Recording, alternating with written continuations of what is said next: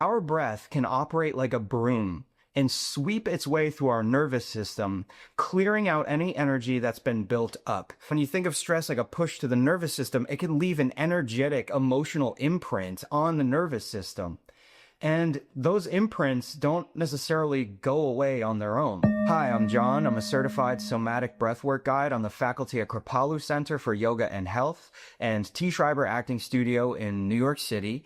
And I help you clear stress from the deepest running currents of your nervous system so that you can live a more heart-centered, authentic life. When we experience stress, anything from a day-to-day stressor like traffic, financial things, stuff with your kids, an obnoxious email from your boss, all the way up to grief, trauma, just deep pain, anything under the umbrella of stress, you could think of like a push to your nervous system. And when your nervous system gets pushed from stress, one of two things happens. Either in some form or fashion, you literally or metaphorically push back, completing the cycle of energy, right? You get pushed and you push back, or we can't, won't, or don't know how to push back. So instead we push down. And as the title of the book would suggest, the body keeps the score. So when we push back, you could think of that as an expression of energy. When we push down, you could think of that as a repression of energy. And Freud has this quote that I'm going to completely paraphrase here, but essentially it's that if we don't let what's within us come forth, it'll come out later in uglier ways.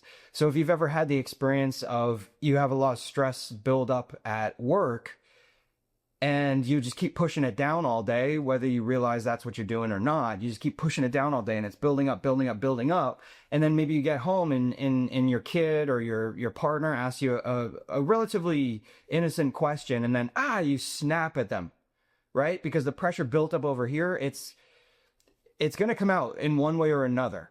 And the most unfortunate thing is when we're repressing and pushing things down for days, months, years on end, that pressure is building up. Again, whether we realize it or not, it's building up, it's building up, it's building up. And if it doesn't have a proper expression, it's going to start to create dis-ease or disharmony, dysregulation in the body.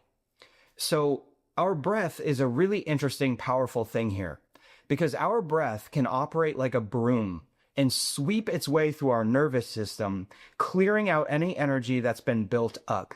But by working with our breath, the breath operating like a broom, sweeping its way through, the breath can find its way to these stuck points, these energetic stuck points of stress that live in the body and clear them out, create space, reset the nervous system. So the breath is very powerful in that way. A lot of times I like to use the metaphor, we use a brush to clean our teeth. We take a shower or a bath to clean our body. Well, our breath is incredibly powerful to operate like a broom to clean the nervous system, to hit the reset button, because we can't always control what happens in life.